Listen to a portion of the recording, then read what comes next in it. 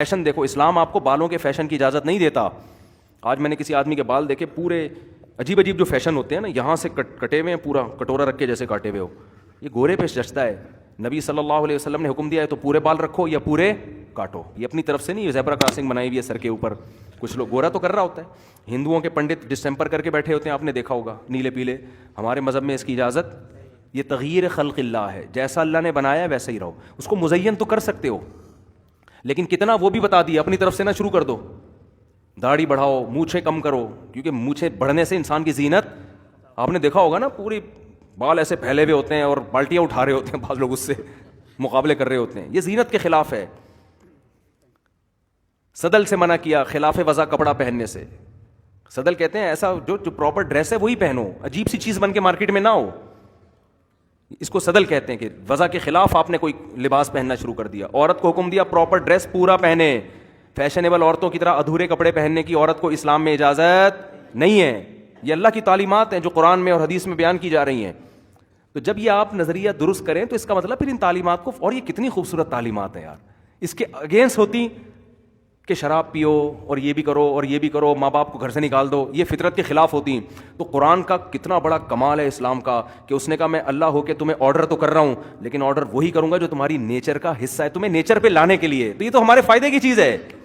آج ہم بوڑھے باپ کی کڑوی کسیلی برداشت کریں گے تو کل آپ نے بھی تو بوڑھا باپ بننا ہے. نہیں آئی سمجھ میں؟ یہ ٹینشن اٹھاؤ گے تو کل اولاد بھی تو ٹینشن, اسلام اس کو بھی تو پابند کر رہا ہے کہ ان کی ٹینشن اٹھاؤ تم, تو مزے ہوں گے بڑھاپے میں. بدماش دادا بدماش ہوتا ہے ہمارے یہاں.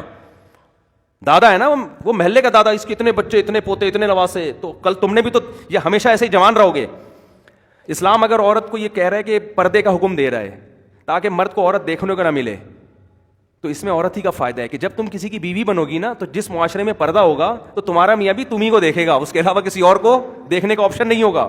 آج یورپ میں عورت آزاد تو ہے, اسکرٹ پہن کے گھوم رہی ہے, لیکن جب وہ کسی سے نکاح کرتی ہے تو اس کو پتا ہے کہ میرا میاں کے پاس میرے علاوہ بھی بہت سارے آپشن ہیں, کیونکہ میرے جب اتنے تعلقات تھے جن میں میرڈ بھی تھے ان میرڈ بھی تھے, تو میں کسی دوسری عورت کو کیسے روکوں گی.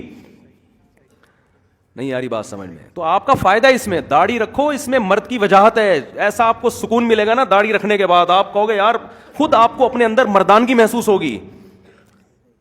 سمجھتے ہو, مردانگی محسوس ہوگی آپ کو اپنے اندر. یہ فطرت ہے مرد کی, کاٹنا نیچر کے خلاف ہے. گورے نے الٹی پٹیاں پڑھا دی ہیں آپ کو. تو حلال کماؤ, حرام میں جو ہے نا, حرام میں وقتی مزہ آتا ہے, لیکن جب ہوس, کیونکہ حرام ہوس کا مریض ہی کرتا ہے, اس کے بعد انسان کی ہوس کبھی بڑھتی کبھی ختم ہی نہیں ہوتی. جیسے کھانے پینے کا چٹورا ہو جائے نا کوئی, کھاتا رہے گا کھاتا رہے گا کھاتا رہے گا, سکون ہی نہیں ملے گا. ٹھرکی جسے کہتے ہیں, تو ٹھرک صرف ایک فیلڈ میں تھوڑی ہوتی ہے. کچھ نظر کے ٹھرکی ہوتے ہیں, کچھ شراب کے ٹھرکی ہوتے ہیں, کچھ کھانے کے. تو جب نے حرام کما لیا وہ پیسوں کا ٹھرکی بن جائے گا, کماتا رہے گا, اس کو سکون نہیں ملے گا. تو یہ تمام گناہ آپ کی زندگی سے آپ کا خود سکون چھینتے ہیں. اسلام میں اللہ نے سکون رکھا ہے, مزہ رکھا ہے. نیچر پہ آ جاؤ, پاکیزہ چیزیں کھاؤ گے, دانت صاف کرو گے. اگر اسلام کہتا ہے دانت گندے رکھنے ہیں, ٹینشن ہوتی کہ نہیں ہوتی؟ اسلام نے کہا صبح اٹھتے ہی سب سے پہلے کام کیا کرنا ہے؟ دانت صاف کرنا ہے, وضو کرنا ہے, کم سے کم ہفتے میں ایک دفعہ لازمی غسل کرنا ہے. روزانہ کرو تو بہت اچھی بات ہے. تو یہ تو سارے ہمارے فائدے کی چیزیں. صاف رہنا ہے, اگر اسلام کہتا ہے گندے میلے کچھ ایلے رہنا ہے, ٹھیک ہے نا, الٹا کام ہو جاتا نا. تو اس لیے کہہ رہا بھائی کتے بلی نہیں کھانے, بدبو کی چیز ہے. چائنا والے کھاتے ہیں منہ میں پھر اسپرے کرتے ہیں, ہم کھاتے ہیں بریانی نہاری, ہمیں منہ میں اسپرے کی ضرورت نہیں ہوتی. خوشبو آتی ہے, ابے کیا کھا کے آ رہا ہے. میں تو گیا ہوں نا غیر مسلم, وہ منمار میں گیا, وہ وہاں برما, وہ سور کے وہ عورت ایسی اسمیل آ رہی تھی, وہاں سے گزرنا مشکل ہو گیا تھا. میں نے کیا کیا گند بلا کھا رہے ہوتے ہیں, کیڑے مکوڑے بھی کھا رہے ہوتے ہیں. ہم بکرا ذبح کرتے ہیں, خون سارا اس کا نکال دیتے ہیں, ایسا صاف ستھرا گوشت ہو جاتا ہے. خیر, تو اس میں ہمارا بھی فائدہ. اللہ ہم سب کو انسان کا بچہ بننے کی توفیق عطا فرمائے.